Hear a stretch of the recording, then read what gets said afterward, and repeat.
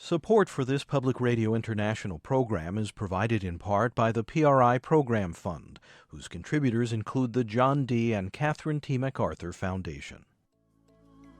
The mass media tend to focus on how we look, what we weigh, who we date, how much money we have, what kind of car we drive, what kind of clothes we wear, how big a house we have. Is that really all we are? Of course not.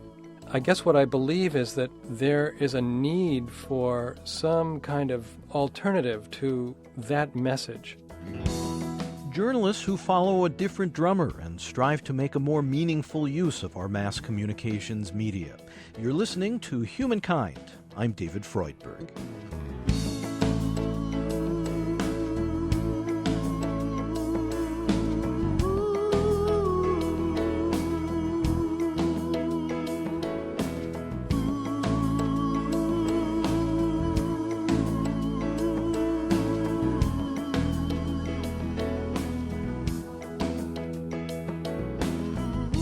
With the proliferation of crass content on so-called reality TV, and with broadcast news barely skimming the surface of events as sound bites grow ever briefer, some critics cry that the mainstream media have hit a new low.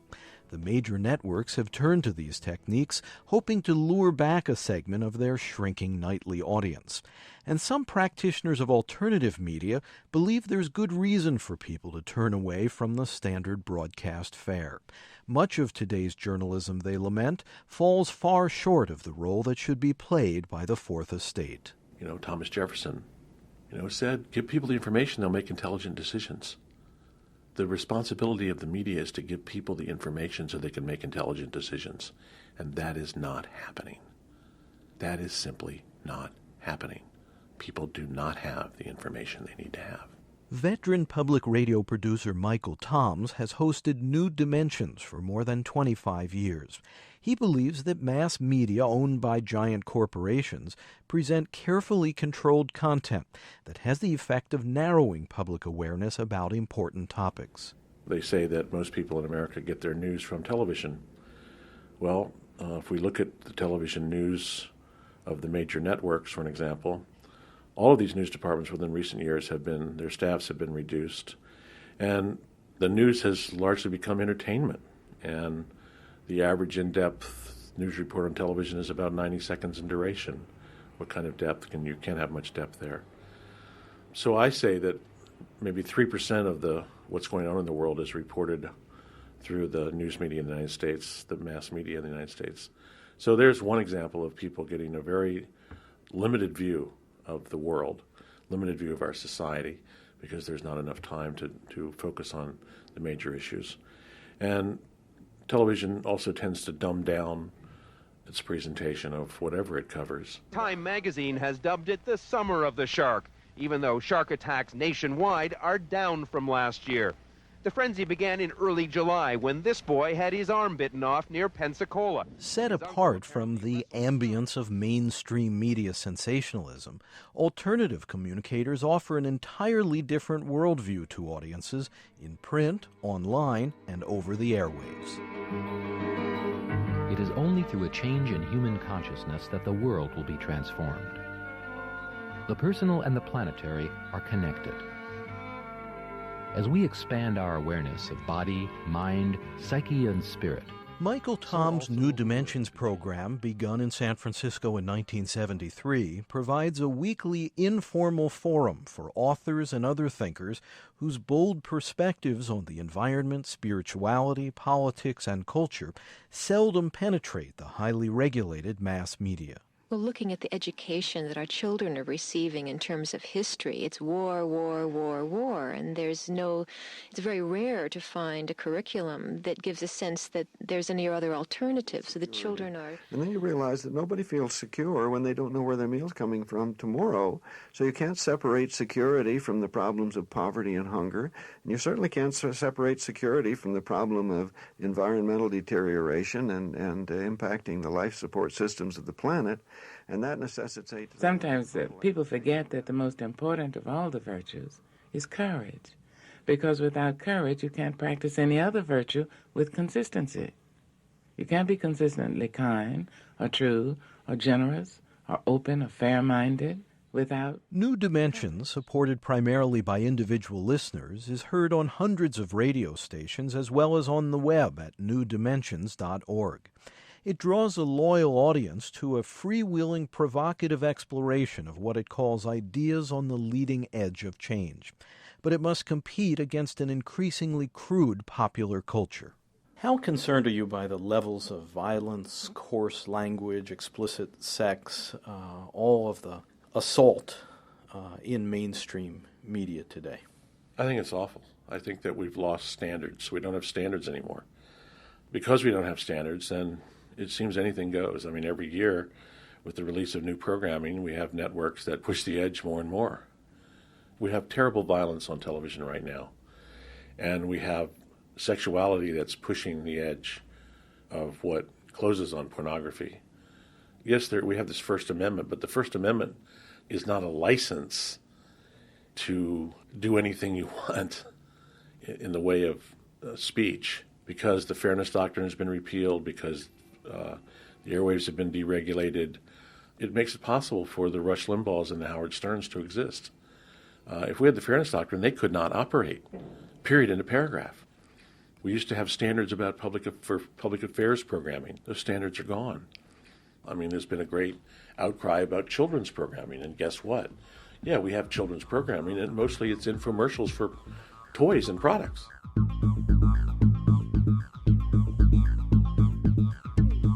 What are the greatest dangers from our having created an atmosphere in which violence and foul language and explicit sexuality is normalized in the mass culture?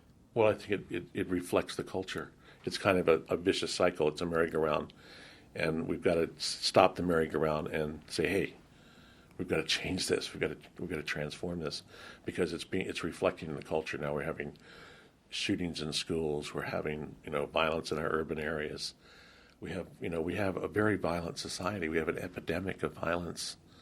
So too much television can be dangerous to your health, and I think that also extends into adulthood as well, and damaging to your health in the sense that it becomes a drug, it becomes an opiate, it becomes a distraction.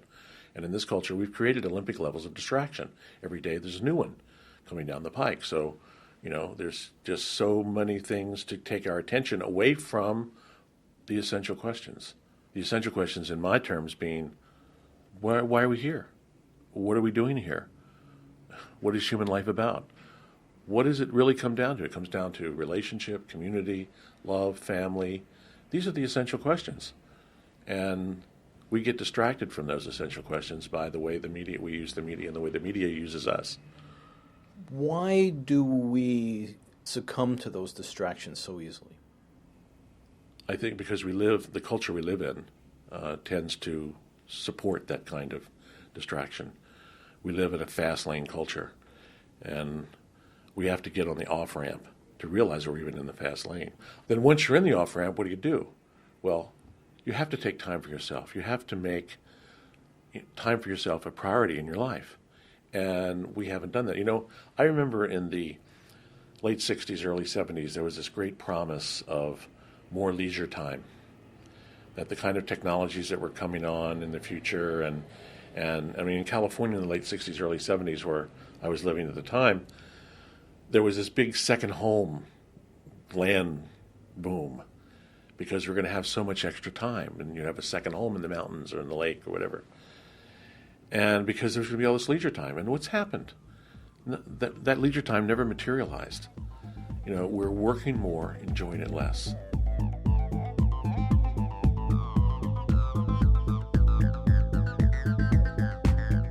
Michael Toms could well be called a media visionary. Over the years, many voices heard repeatedly on New Dimensions went on to gain widespread recognition, including mythologist Joseph Campbell and holistic physician Andrew Weil. With a special sense for finding people who can express important, life-giving ideas, he loves to enlighten and challenge his audience. Our vision is to expand the landscape of possibilities, because I believe that as we change our perspective, as we see the world in different ways, it enlarges the possibilities for what we can do. So New Dimensions is about expanding the landscape of possibilities, taking the blinders off and seeing the world in a different way. And there's this way to see it, and there's this way, and there's this way, and there's this way.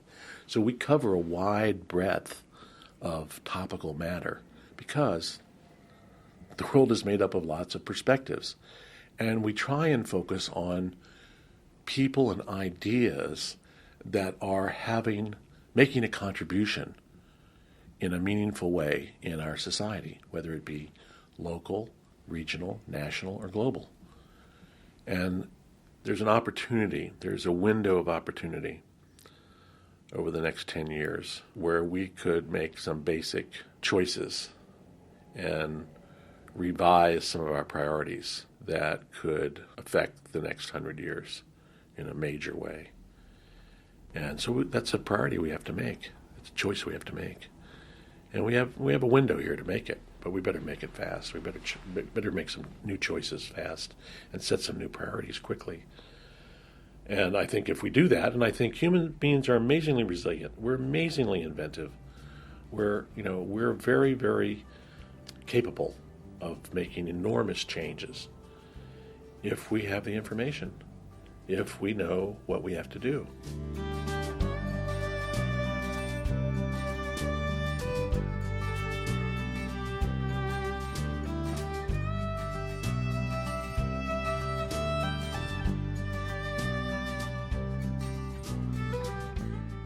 Looking out over the media landscape, what do you currently see as the most promising activities for integrating spirit into communications? I think that the fact that survey after survey demonstrates that people, not only in the United States, but elsewhere in the world, are hungry for meaning and purpose. That is the most exciting reality that I think can be the catalyst for bringing spirit and communications together. Because this is really basically what people want. Deep down is what we all want. We want to hear, we want to know that there's hope.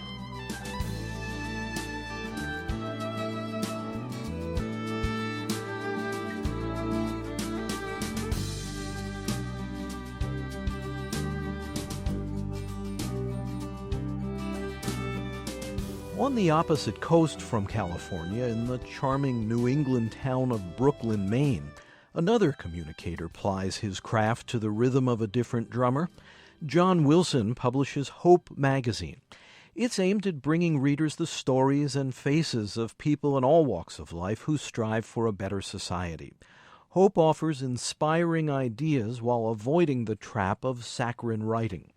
An avid sailor who previously founded a successful publication entitled Wooden Boat, Jon Wilson had in place the infrastructure and resources to launch a new magazine. And so in 1996, on a wing and a prayer, Hope was born to fill a gap. I think that having ideals, high ideals, is a challenging activity in this day and age. I think, there's a lot of, certainly the media, the mass media tend to focus on the material, what I would call the superficial. Our guest tonight is Christina Crawford, Joan Crawford's adopted daughter, author of the famous book, Mommy Dearest. Maybe the most famous, if we could call it, tell-all book ever written, certainly in point of view. Why are you so committed to providing another context for journalism, another context for stories about how people can make things better? Because I feel it's so desperately needed. I don't think there's enough of it. I think it's that our sense that we're becoming a celebrity culture, that we're becoming a detached culture, that there's a culture of violence, that is not who we are. It is who we seem to be if you just look at the media. We are obsessed with celebrity. And I'm not saying that I'm immune to this. I also am interested in what celebrities do and how they act. So I don't make judgments about it. It's just that, it's astonishing to me that's where we've come to, that we have come to believe that celebrities are like gods and that we want to be like them. And obviously not everybody feels this way, but I do think there's a prevalence of that. And I want us to realize that our godliness, if you will, is in our hearts and not in what our faces look like or how well we can act or what our bodies look like or what we wear or drive. It is who we are. I want that to have a chance to be expressed. And nobody else seems to want to do it quite this way in a magazine format. How do you feel about the argument that media providers, to attract an audience, merely present content that people want, and that the media should not be blamed if standards decline because those are the standards of the public?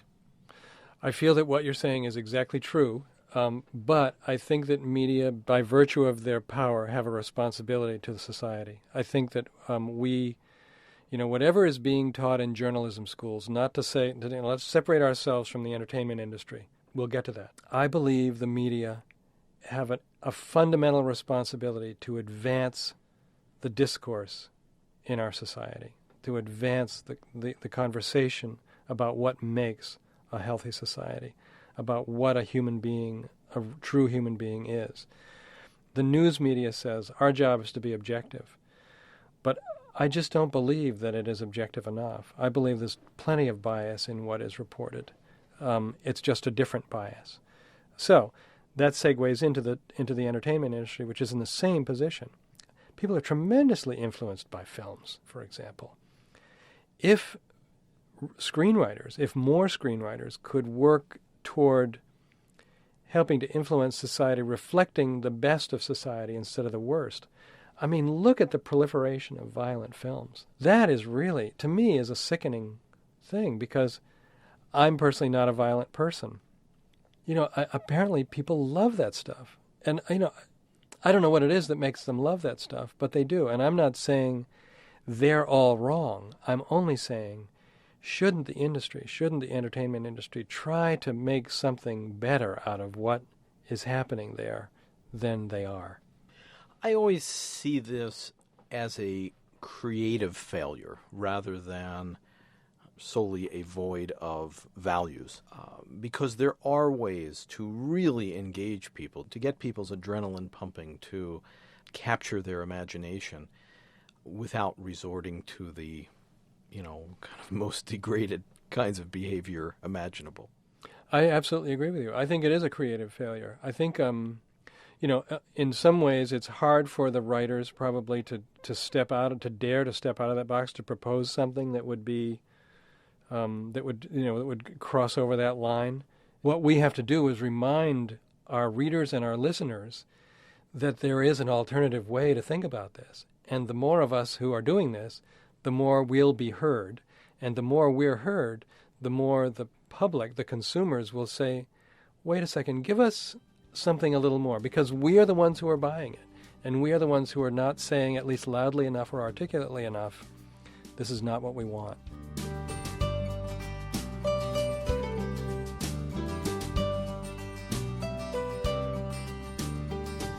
The pages of Hope magazine are filled with people, many of them ordinary and unsung, who take a stand in their local community and manage, sometimes improbably, to make a constructive difference.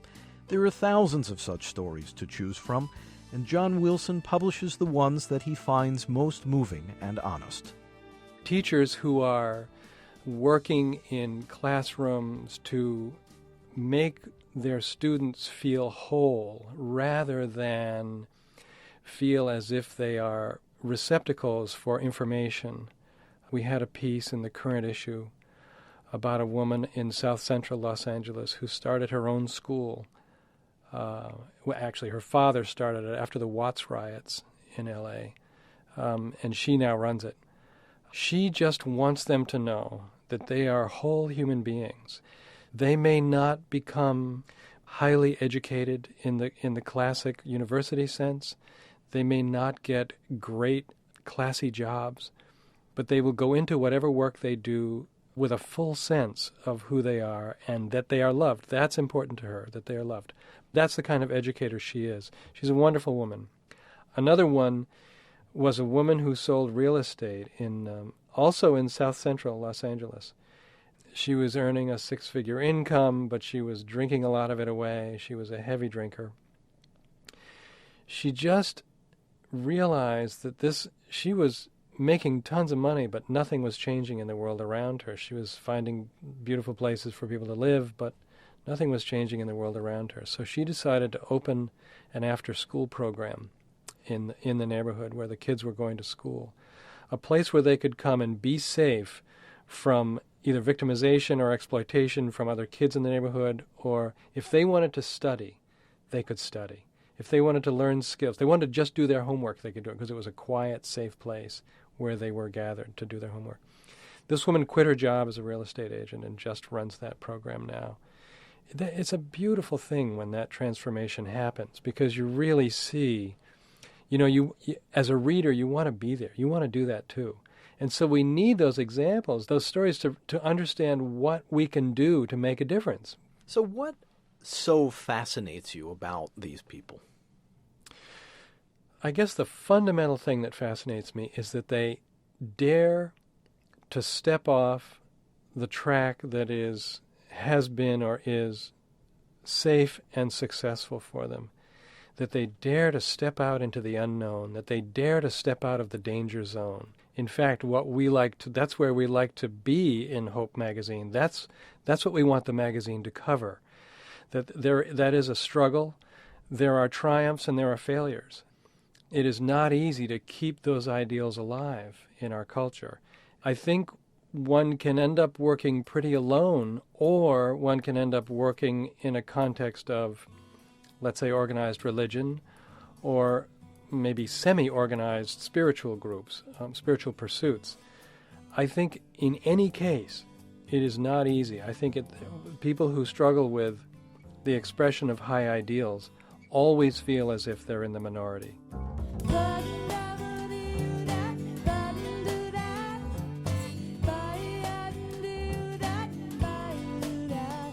Jon Wilson is every bit as much an idealist as the people whose stories are told in Hope magazine. With a relatively small base of subscribers to date and the substantial costs of churning out a quarterly magazine, Jon Wilson presently loses hundreds of thousands of dollars a year on the venture. But for now, he's committed to growing a publication whose main focus is the good in humanity. What I want Hope to do is to create a place for people to really feel the feelings that go with the human experience, so that what we publish evokes those feelings, we hope.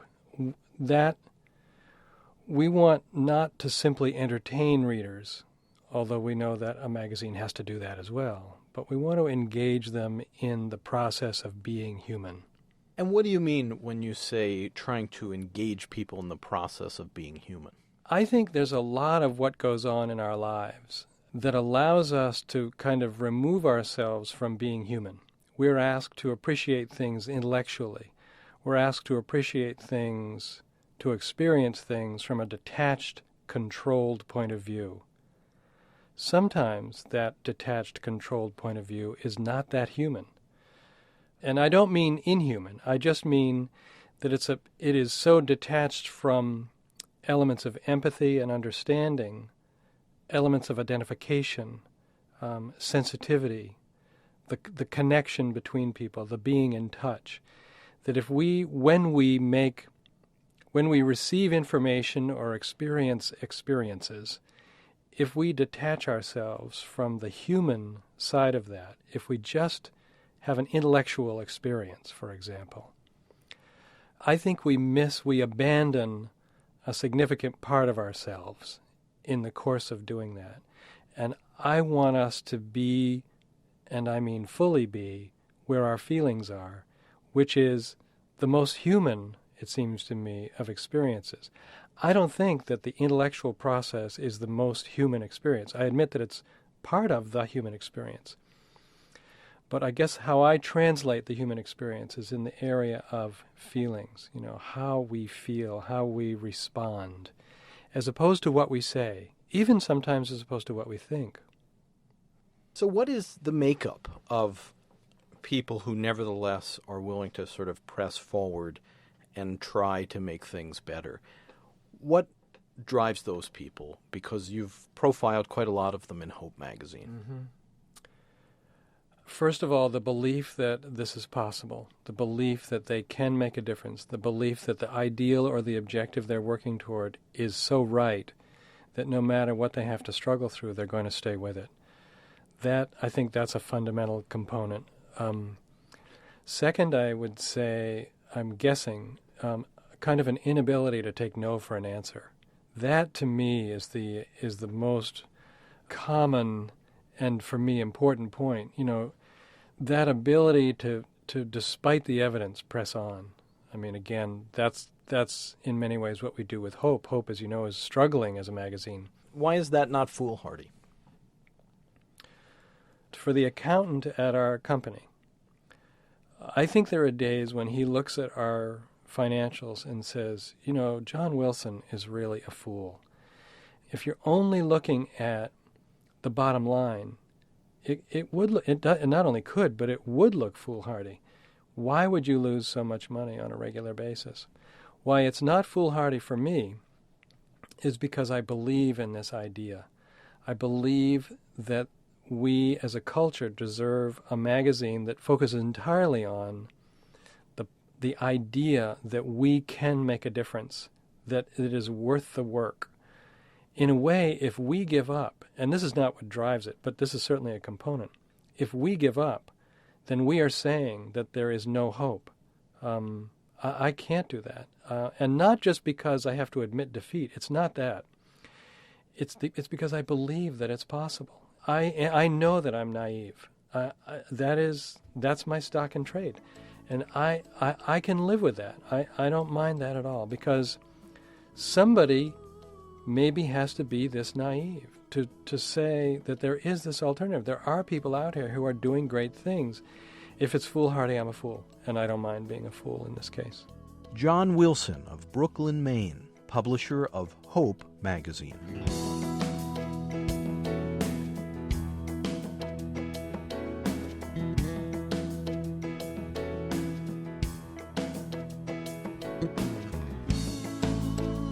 You're listening to Humankind. I'm David Freudberg. Our program is presented by Human Media in association with The Network, Incorporated. Studio recording by Steve Colby. Editorial assistance from Greg Fitzgerald and Brendan Tapley. Program development and support provided by Chart Media. We're distributed by PRI, Public Radio International. If you'd like to purchase a cassette copy of Humankind by phone, please call toll-free 1-800-5-LISTEN. That's 1-800-5-LISTEN. To learn more about this and our other programs, and to hear selected episodes online or to order tapes online, check our website, humanmedia.org. That's humanmedia.org. Support for our program comes from this station and the Public Radio International Program Fund, whose contributors include the John D. and Catherine T. MacArthur Foundation. Again, for tapes of Humankind, call 1-800-5-LISTEN, and our web address is humanmedia.org. This is Humankind program number 41, Different Drummers. Thanks very much for listening. PRI, Public Radio International.